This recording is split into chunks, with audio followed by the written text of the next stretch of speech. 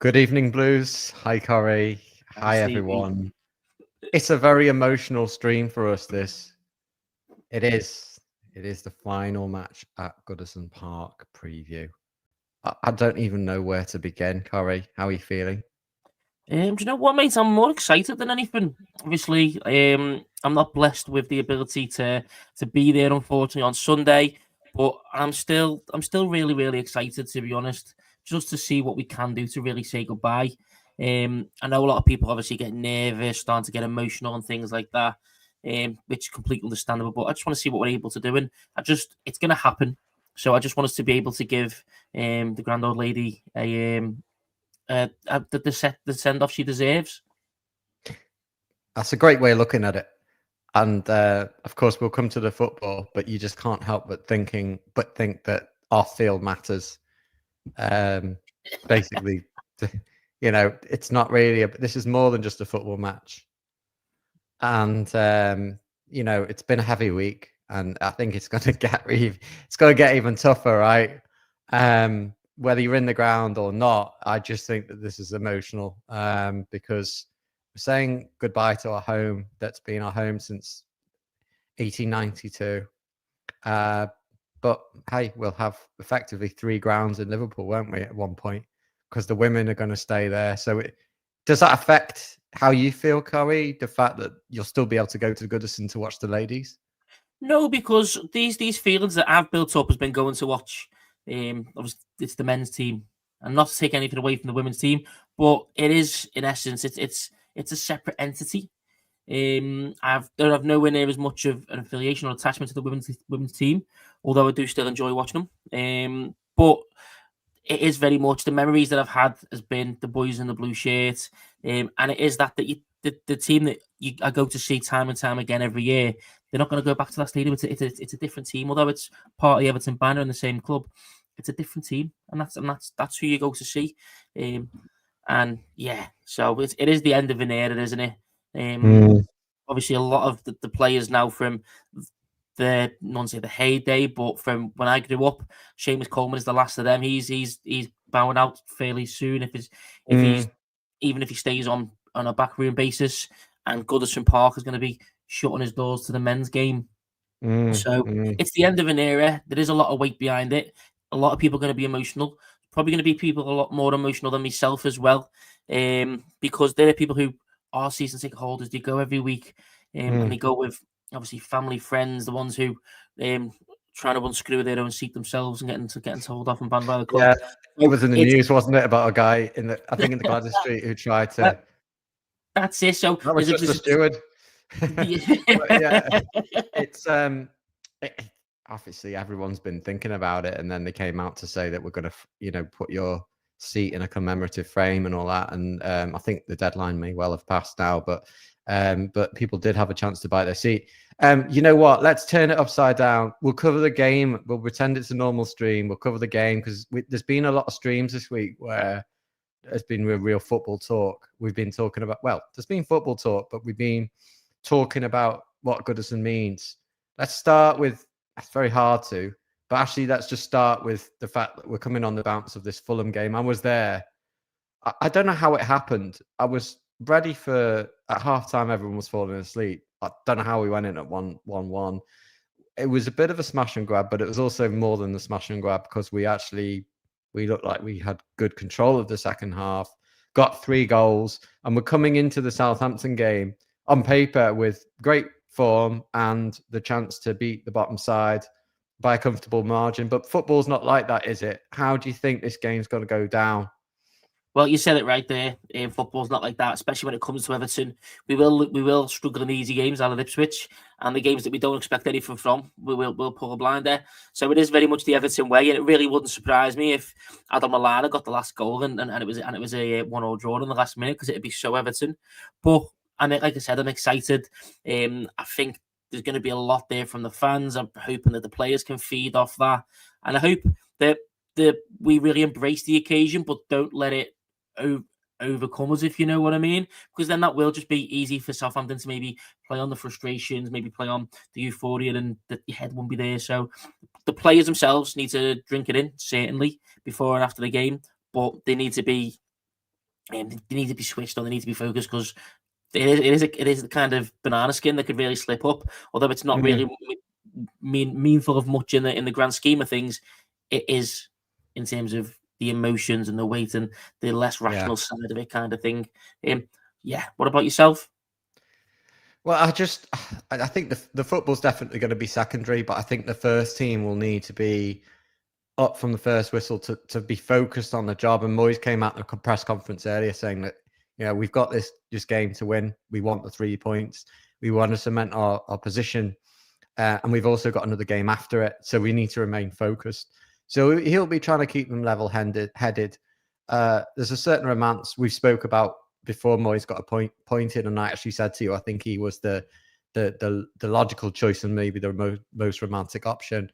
And it's proven that a lot of people have taken back to Goodison, to Moyes going back to Goodison. And I think that he's the man who he's saying that's going to be basically closing the door at the end. But he actually framed it in a positive light of he'll be opening the door at the next stadium. And I think we might look back in years to come and go, well, that was the best move because we needed to do it. And we've been trying to do it for 20, 30 years. I still can't believe we're on a video here even talking about Goodison Park going because it's such a big part of everyone's lives. But I think the players will recognise that they need to put on a show. And footballing wise, if they can carry forward the second half performance from Fulham, not the first, please, then we're going to be in good stead. So I suppose that brings us nicely onto the team news. And it looks like Jake O'Brien's going to be available. How much of a big factor will that be in Everton's defensive shape? Yeah, I think it's massive. I mean, look, I won't take away from Michael Keane because after a lot of slander from us, me and Jan, on the pre-match or the preview last week, I thought he was our man of the match, or at least one of. He had a blinder. But Jake O'Brien is the future, I guess, of this club. He is the future centre-back player. So he is the one that we want to start. He's the one we want to really put our trust in.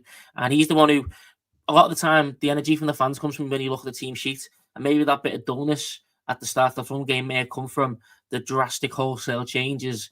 Actually, young Michael Keane, Harrison on that right-hand side.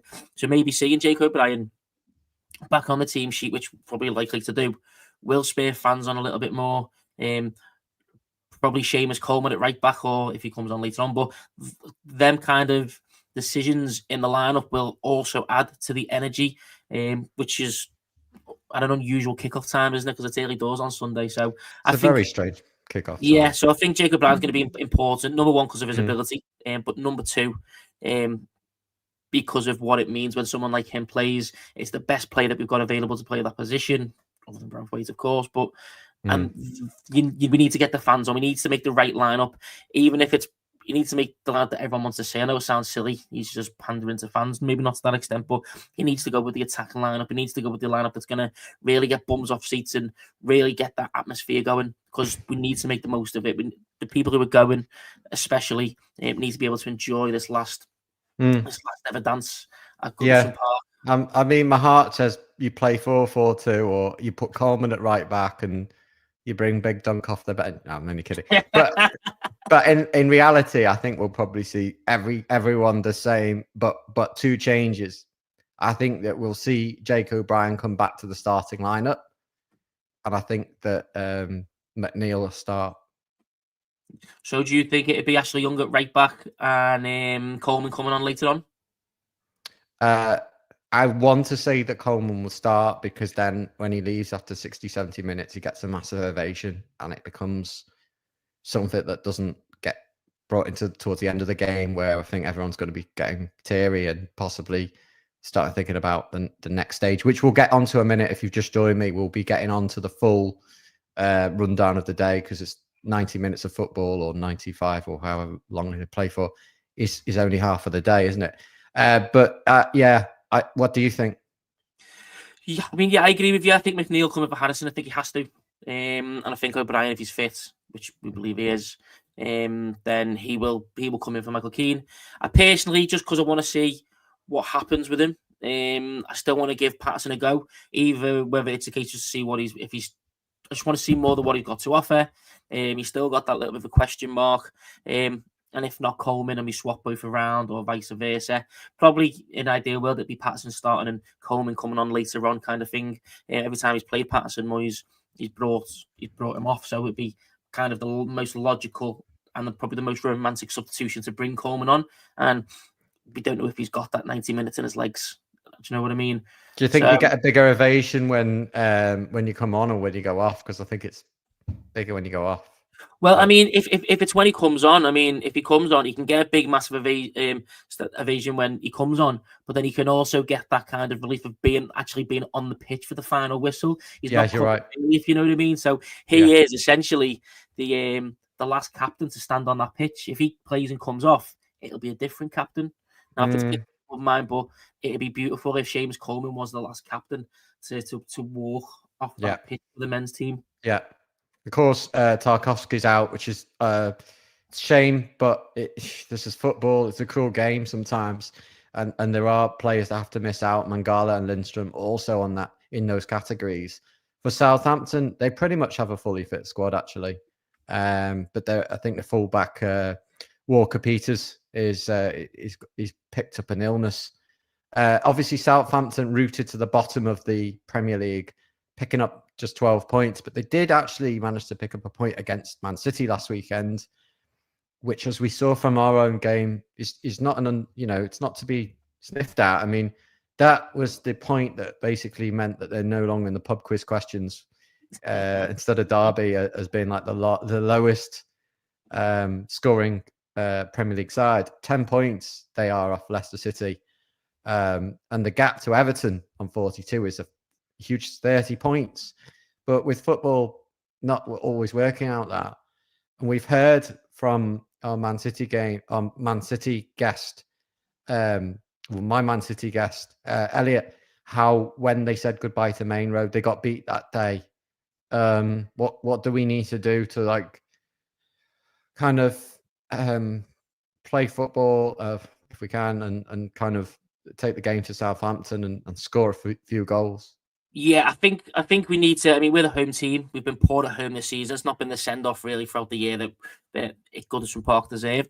But I think if Southampton are a great team, they are a poor team. Goal scoring is what they struggle at even more than defending, to be honest, in my mind. So it's a game there. We still need to be responsible. We can't just go gung-ho and play it as a friendly. Like I said, the players need to not play the occasion, drink it in, but they need to stay focused. But we need to go at them. I think McNeil playing, Njai playing, Charlie Alcaraz definitely should be playing. I think Beto is the one who deserves to play that game as well. If Don wants to come on and say goodbye, he can do that later on in the game. So I think we should go for it. We're going to play a strong side, of course. We're not going to weaken the team at all. It's probably why we rested 2 or 3 players last week against Fulham in the first half. So a strong team. We need to take the game to them. It needs to be us controlling the game. We need this win here, number 1 for Goodison, and number 2, as you can see from the table there. If we're to win, that essentially means that we could very well, if Tottenham and United don't win tonight, or even if they lose tonight, a win means we finish above them going into the final weekend. And then it's just a case of will Wolves and will West Ham win their games this weekend? Will they win their games next week as well? Yeah, it's become a bit of a mini league between so-called sleeping giants. And if Everton, if we don't finish above them, it's our own doings, really, because we have a great opportunity here, but Newcastle won't be easy. You can see here that opposition-wise, Southampton, yes, they've had a couple of draws in the last 6, but they've also lost 4.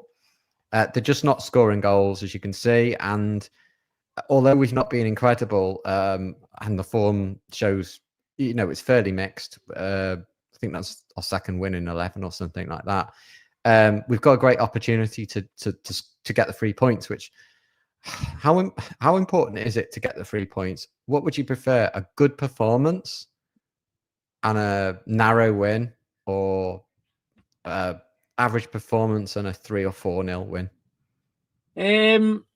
The big win. Even if the performance isn't good, goals get the crowd going, don't they? So that's what I'd be going for. The win is the most important thing, and if there are goals, even if the performance isn't fantastic, you've still created that entertainment, and that's what people are there for. They're there for the entertainment on the final day.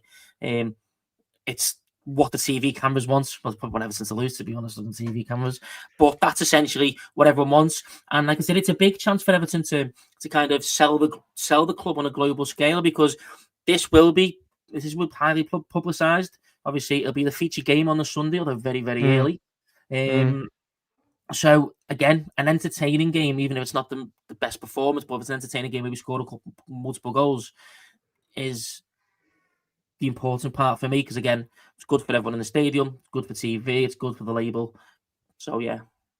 And certainly the bookies, from what I can see, make Everton massive favourites, but we know that can also be pressure, and that as underdogs we've often played quite well, and as a team that's expected to win, that carries its own pressure. There's also pressure from the fact that it is the last Goodison game, but they've got to play the game, not the occasion.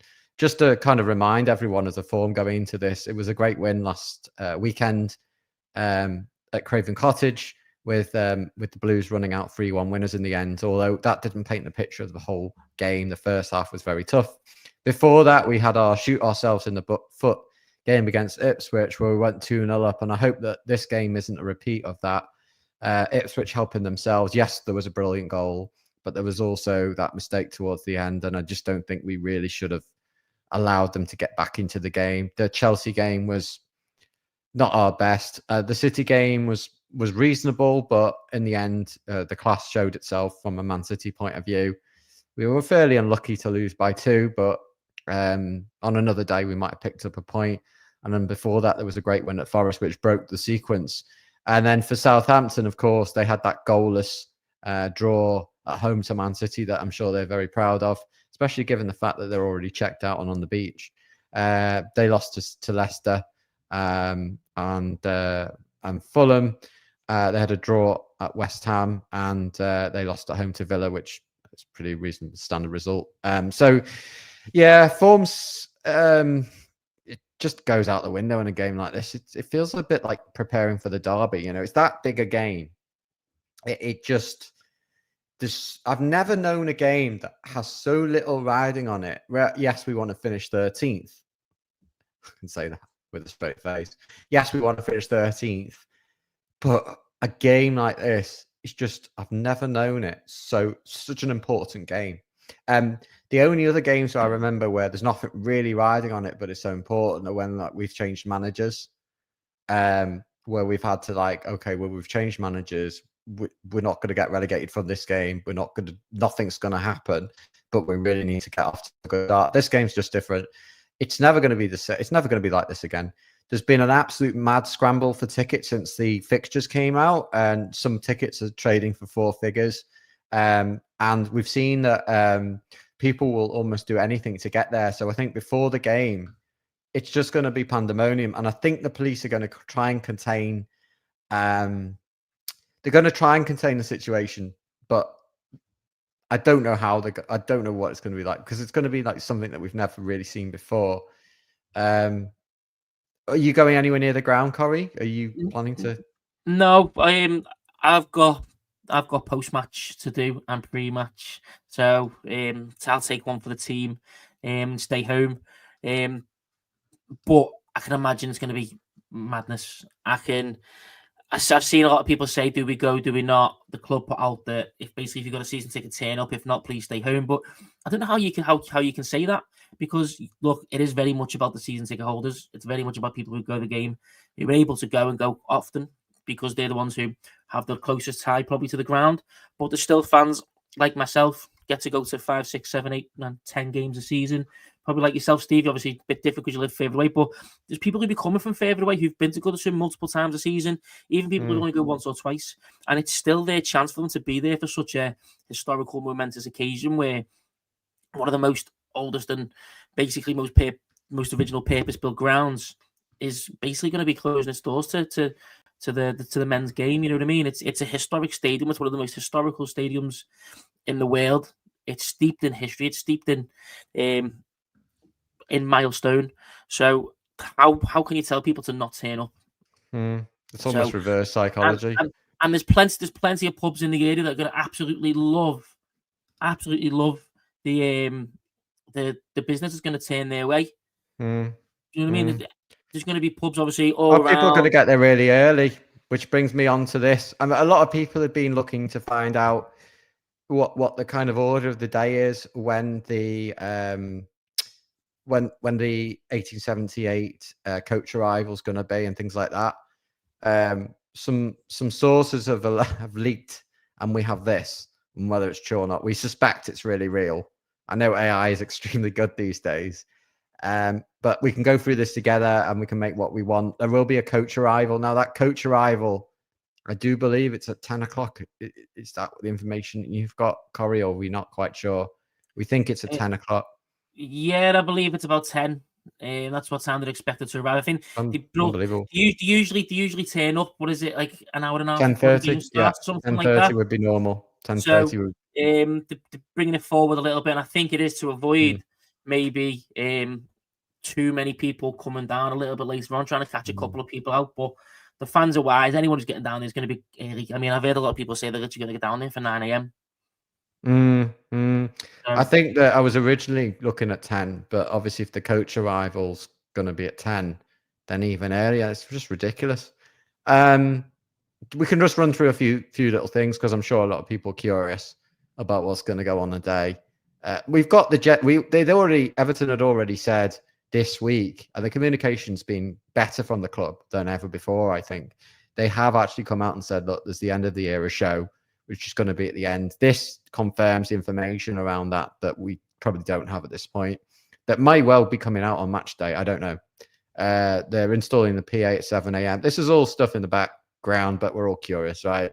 Sound check at 8. So we don't know who the artists are. They're not named here. We can speculate, but let's just go through it.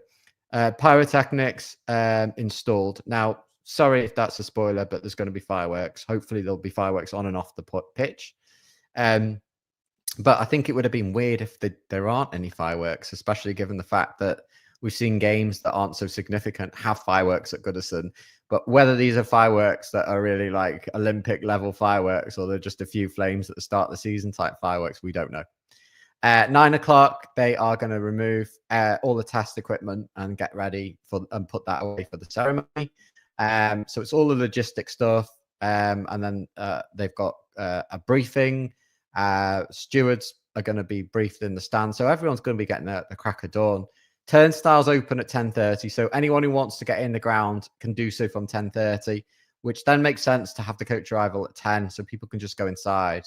I think this is one where a lot of people will want to be inside. It's obviously tempting to do both, which means everyone's going to be there from the crack of dawn. Concessions are open, and then the scarves are going to be on seats. So that it's a bit of a leak there, but it looks like we might be getting a treat. Crew call 12 o'clock, holding people's room, people's place. Don't really know what that is. I can't speculate. Kickoff. Now, obviously, before that, you've got the warm up. Normally, it's 45 minutes before. Is that right, Corey? The team warm ups. Team warm ups. It's usually about half an hour, 45 minutes before, about half an hour before. Yeah, I'd encourage people to get in. I mean, it's the last warm up for the team before the final game at Goodison. Lots of people will be drinking outside, but I'd probably be encouraging to get in a bit early for this one. Create that atmosphere inside, and you don't want your scarf nicked. 12:15 crew briefing. Stage vehicles relocate to park ends. This is all behind the scenes stuff. Half time. Then there's, I don't know, half time, right? Depending on, added time and all of that. There's obviously a lot of facilities management. There's a lot of stage crew work going on behind the scenes. And I think this does help us to appreciate the size and the magnitude of the preparation. It's not the opening ceremony of the Olympic Games, but it does require a level of planning that, if it all goes well, we'll commend. At 1:45, it's full time, but give or take, I think they've put an asterisk on that. Players are going to leave the pitch. The concessions remain open, and I think this is the first time in many years, Corey, where people will be able to have a pint in their seat overlooking the pitch. That's correct. Yeah, it's been banned for many, many years, and I know how strict the stewards are at Goodison Park as well. So yeah, could be, like I said, it's so out the norm. And this is the thing. This shows how important it is that these are the levels that they're going to, the planning, the fact that you're able to drink in your seat, which I know sounds silly, but considering what the culture is around not having fans drinking in the stadium anymore, I think it is such a big thing to show that this is how much it means to football and culture in the wider scope, but specifically too, with it being localized to Evertonians and season ticket holders and the match going fan. And then, of course, while you got your pint and everything, they're going to organise the stage. And we were trying to work out, okay, how long would it be before the end of the era show starts? It's quite clear from this that they need 15 minutes to prepare that, which is kind of in keeping with what you would expect. Half an hour, probably. I think it's quick. I mean, if you look at the likes of your halftime shows in major sporting finals and things like that, they probably get it done in about 5 minutes. But the size on that crew, and they've been planning that for months. Now, we'll probably have that as well to an extent, but Everton's obviously, it's not got the major funding and the source behind it that things like a Super Bowl or a World Cup final would have. So to get a stage like that built up in 50 minutes is still more than decent enough time. People will be cheering, clapping, things like that. You're also taking into account the fact that the players will probably be walking around the pitch and doing like a clap of honor and things like that.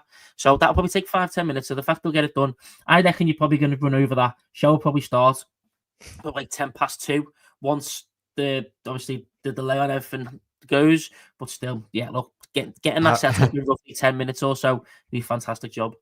It's always very difficult to plan these. They have to have a schedule, but my project management and my logical brain says that it will run behind by about 15 minutes on everything you see here. But I think let's go with it. Show starts at 2. Final music performance ends. So it's a 45-minute show. We think with performances, Tony Bello's going to be there. I think there's going to be hopefully some really great performances, surprises, Everton songs. We don't know. I think there's an album coming out with some special Everton music. And then there's going to be the fire. All right, no more spoilers. No, there's a fireworks display. Then obviously they're going to have to close the bars and the concessions. And then it's the end of the show. It's going to be hard. They've got 3 o'clock everyone to leave, and they're talking about the show finishing at 2:45. Good luck with that. I think it's hard to say what time people are actually going to get out, but at some point they are going to have to leave. There'll be many that will be dejected as they leave, including me. There'll be emotions, maybe boxes of tissues. We are being serious, you know. It's a big emotional thing when that final time walk down the tunnel away. But of course, you will be able to go back next season. It just won't be in the same context. And the seats won't be there. I don't know what they're going to do about the seats. There's going to be a de-rig of the stage, and obviously they're going to load onto trucks. So they've brought in plenty of external help clearly here to get this show underway. And if you've got any comments on this, put them through. Maybe it's the first time you've heard about this. Certainly, we only just got this information not that long ago anyway ourselves. I mean, do you have any reaction to the schedule of the day? Hopefully TNT will show some of the end of the era show, but there's no guarantee that they do that. That's all I want, to be honest, is for that to be televised in some way, shape or form. Because I do think it'd be fantastic. I think even if Everton were to host it on their own channel, they get so many views from it. But if they put it up on their own YouTube channel, the amount of views you get from that, because every single blue will be tuning in. Other fans will be as well. There'll be people from all around the country watch, even just to see what it's like. You know what I mean? See how Evertonians behave themselves after an extra hour on the Yale, and see who we've got to come out for us. You know, in terms of playing music and the acts and that. So I think it'll be a massive like point missed if they don't do that. I know some people say it may take away from the fans that are in the ground, but it doesn't, because the whole point of being there is you're in the ground experience of it all. So I will be really, really disappointed, not on a selfish personal level, but also just from like a marketing level, that it would be just it's a no-brainer to have something like that on. Get the views, get the clicks, get the heat, and then you go, we're moving into the new stadium, the Hill Dickinson Stadium. Well, it looks like I've recorded the TNT coverage, and it looks like there wouldn't be enough time after the whistle for them to show that in full, unless there's a rejig. So I don't think it's going to be on TNT. Well, However, please don't take that as the official word. I do think Everton will put it on their YouTube channel. The reason why I say that I think they'll do that, they know that there's a lot of people without tickets, and they know that they want to celebrate and get the word across. We've seen on the YouTube channel that they showed the Bramley Moore Dock stadium with like 10,000 people in it live on YouTube. So they'd be really foolish to not show everyone in there with their Everton memorabilia and the atmosphere and the fireworks and everything that's going to come with this. They'd be absolutely foolish to not do it. And if it is the case that they don't show it, they'll record it and it'll be shown again. And other people will record it, but I'm pretty confident that it'll be on the YouTube channel. But as soon as it gets announced, we'll make sure that we put up some sort of post so that people know that they can watch that. But yeah, the match is on TNT Sports. At least it's on that channel and it's properly broadcast. It is a strange kickoff time, isn't it?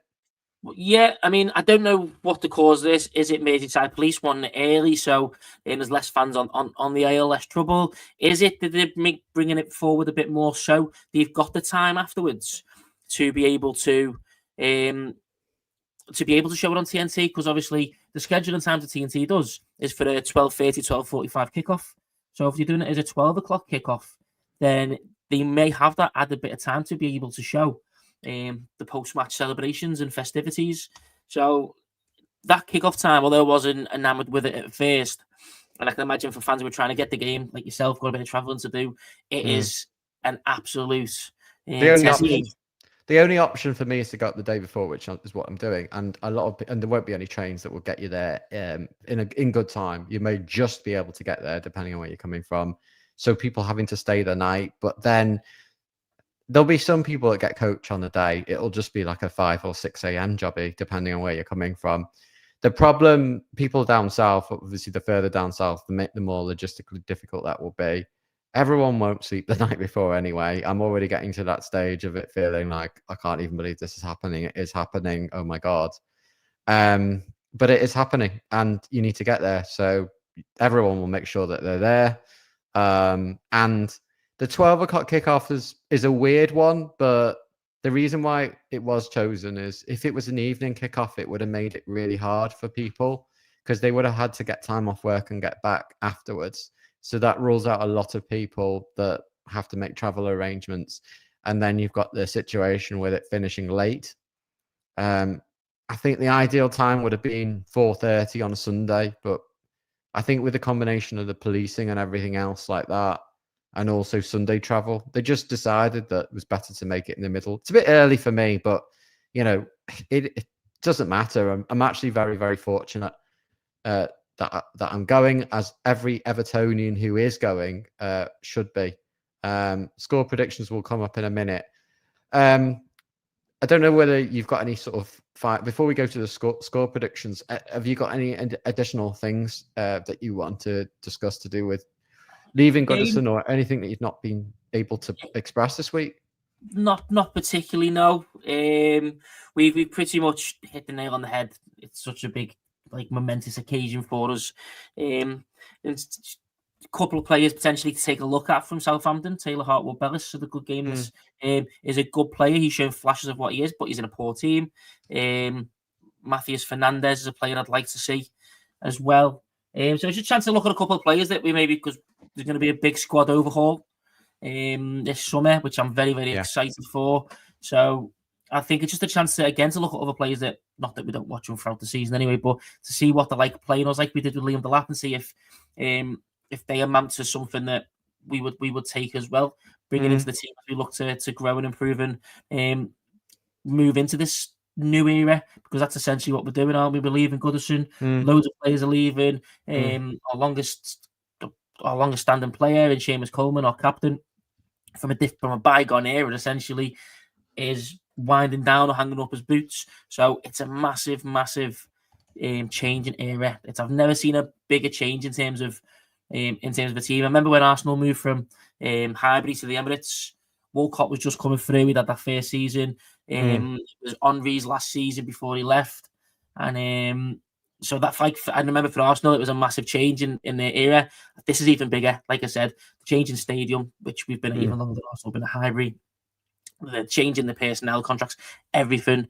The new owners, it is literally, it's going to be like not a completely different club, but it's a revolution as opposed to an evolution. Essentially, is what we're going to see. So we're going for. Hopefully, we go from Charmander to Charizard. I like the Pokemon segue there, but I think we've got to catch them all. And that so Charlie Alcaraz, he definitely put a really good case forward in the last few games. He was great against Fulham, but you've hit the nail on the head here, because it's besides the footballing contest and the fact we're leaving Goodison, there are players that need to play for their squad. And Moyes said in his earlier today press conference that he really needed to take a look at the squad, and that really we've got more loan players than any other Premier League side. But he doesn't see a full transformation. He doesn't want to completely overhaul the whole squad, but he does need to make decisions. I would love him to come out and make those decisions before this game, but I don't think it's going to happen, because I don't think he wants to take any focus away. Like, for example, if he said Calvert-Lewin is going, it's just like taking the focus. Like, nothing will be said or done before this game, but maybe before the Newcastle game, there will be a few things said, because I think everyone just wants to kind of enjoy the celebration, and hopefully it comes with 3 points. So going to put you on the spot, and we've had a few people say 3-0 and things like that. I'd love to know what you actually think it's going to be. Do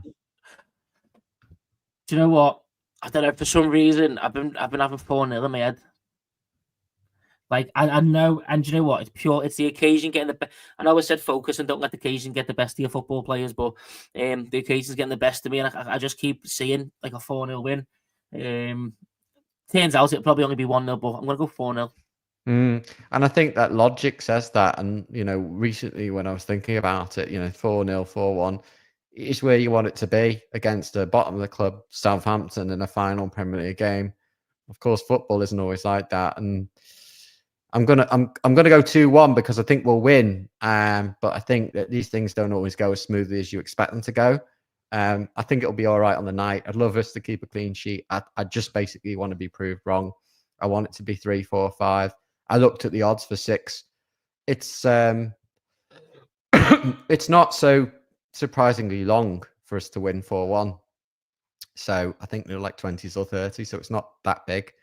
Remember, we won 3-1 last game, but we've just not been hitting the back of the net that many times, especially in these home games where it's been relatively disappointing. But we'll be live again before the kickoff. More details will be shared. We'll get a stream preview to the match with our team who are not going to be inside the ground. And then stay tuned. We will be live post-match, but remember with the show, it may be that we just do a little clip and then maybe we come live a bit later. So if you don't see a lot of us until 4:00 in the evening, don't worry. We're coming live after the Everton Southampton live game. Curry, I don't know whether you're going live after the whistle or not, but Chris and Chad and other members of the team everyone will try and get on as soon as possible. But just remember, it's going to be There's really a show hard afterwards. The game isn't just an hour and 45 minutes. It's going to be the game's 20%. Yeah, 20% of the day. Yeah, exactly. It's barely a part of it. So, and I'm sure a lot of the fans as well, a lot of our contributors here in the comments will probably be wanting to watch the clips and obviously the festivities as well if they can do so. We're going to try and balance it out in terms of what we do. We may even have some reaction from the ground if anyone can get a shred of signal inside Goodison Park. It's really hard. The only time I've ever done it is when I've had the Wi-Fi, which has been leaked to me. I shouldn't say that, but it's really, really hard to get signal. I do know someone who knows someone who can get the Wi-Fi, but it's just you'll need backup batteries as well to film it all. And yeah, when we've done it before, the frustrating thing is you can go live for a few seconds and it could cut out and you can't end it and things like that. So what I'm saying to everyone who's watching, because we have hundreds, thousands of subscribers now, we have 4,000 subscribers, is you're going to be expecting us to go live, hopefully win or draw. I can't even bear the loss. I don't think it's going to happen. But whatever happens with the result, we're going live. But if it's not till 90 minutes after the whistle, just enjoy the celebration, and then we'll see you then. Because getting signal and pandemonium after the game, and people are not going to leave the ground at 3 o'clock. I can't even believe that they think they're going to get everyone out in 15 minutes. I suppose some people won't stay for the ceremony, but those will be people who are pressured by transport issues and husbands and wives or whatever, or kids and other commitments that they just can't get out of. But you would think 99% will stay. Yeah, anyone who goes will be few and far between, won't they? Yeah, I mean, look, I just can't see them getting them out in 15 minutes, but we'll see. Anyway, we've gone through a lot of things: team news, predictions, scores, the whole Goodison, everything. If you haven't seen some of our videos from earlier in the week, there are some interesting ones. There's Wes and Robbie. There was one last night as well. There was one that I did with Jan, and we just looked back on Goodison memories and some kits and things like that, but it's mostly big games, and we ended up exposing our lack of knowledge for certain games that we thought we'd been to, and Jan's memory issues. But I recalled my first game and things like that. What was yours actually, Corey? I actually can't remember mine. I had a bit of a head trauma when I was young, and that's my earliest memory. So I've got a lot of games, but I am told it was us versus us at home to Newcastle in like 99 or something like that. That is my first game, but I can't remember it. Like I said, I took a blow to the head as a kid, and I can't remember anything from before that day. Oh, sorry to hear that. Wow, that's pretty. It's dramatic. Okay. I probably could have done with it a couple of years later as well. But, so you can't remember anything. I mean, imagine if you could remember.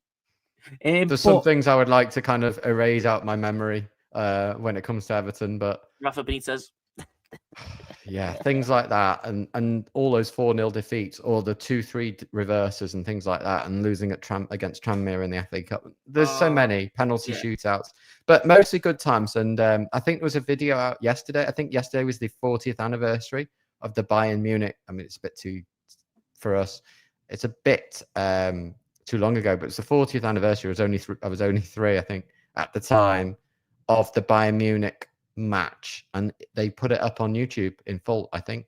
So check that one out. Also, the Sky documentary is well worth checking out. And the Sky one where Peter Reid swears and they had to apologize. Yes, that one. No, it's really good. Emotional farewell to Goodison. It's an hour long, plus the adverts, of course. So it's probably about 5 minutes of actual content. But no, it's really good. It was in the middle of Sky Sports News, but it was a proper show called Goodbye Goodison, I think. And it's a really good little show. I'm sure everyone will find their own way to say goodbye and to prepare for this. I'm still building. Yes, I'm still building this little thing, but the thing is, I've not rushed to build it because I know that the women's team are going to play there, and also I'll have to change the seats anyway. So this is the brick set as well, which is on sale in the club store. But it's just it's finding the time to build it, really, more than anything. It's tricky. What? You want commission? No. I did a video about the commemorative coin. If you've not picked that up now, I love the way they brought that out and then said that women are gonna play there. It's very strategic, but you got to commend them. Sure, they're going to do the right thing, and Everton clearly have planned out Sunday, and so have we, and we'll be with you after the game and a little bit before as well. And I guess we'll see you on the other side. So from me, from Corey, thanks for watching this preview of Everton's final game at the Grand Old Lady. And to all you Everton fans, keep subscribing, keep liking us, like this show as well. It just helps us come up. And there's no real words that we can say at this point as we head into the final fixture other than up the toffees. Bring your tissues as well. Up the toffees.